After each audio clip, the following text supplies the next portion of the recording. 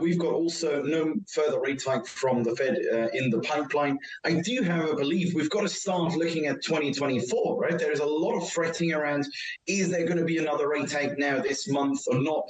But the important question is, what's going to happen next year, right? Are we really going to see those sorts of 5 rate cuts that are in the price in the SOFR futures curve?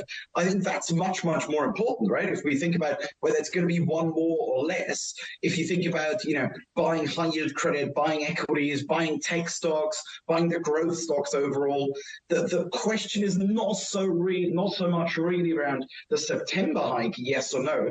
The question is much more, is it going to be 5 cuts next year, possibly even more, or possibly even less? And I think that's a very, very crucial question when we look across sort of the asset classes and the effects that rates can have across the asset classes. Max, I wanted to get into that long-term view because it's hard to recall that we did climb that wall of worry this year on just about every different element, from China to the war and to the economic story and interest rates. But with reality, what was 6% off the record highs on the S&P at the same time. Next year looks dicier, and it was consensus economics now saying, look, the recession theory hasn't gone away. It's just been postponed, and already they've cut back on their estimates for growth from 2.4% to 2.1%.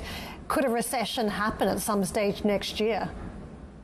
Yeah, it could happen, but let's bear in mind that it's very important what you just said, right? That essentially the recession keeps being postponed. What we've seen at the start of the year is what everyone was saying, Q1 and Q2 is going to be recession, then Q1 was better, then everyone said Q2, Q3, then it was now Q3, Q4, and now it always starts being dragged out another sort of 1 or 2 quarters into the future, and then consensus is saying, oh, now we've got the recession, right? I'm fairly skeptical. I think, we still don't have a recession on the cards in the US, never had, and also don't have it for 2024.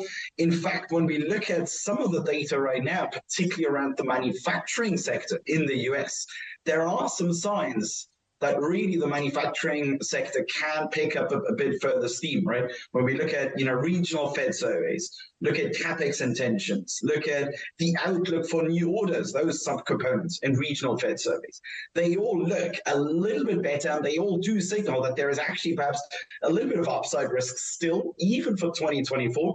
And in fact, when we look at what you just mentioned around the downward revisions to growth expectations, that's exactly what we want as a market guy, right? As an investor, because it does leave the door open for further positive surprises, further positive activity surprises, and as such, that is supportive still for risk assets.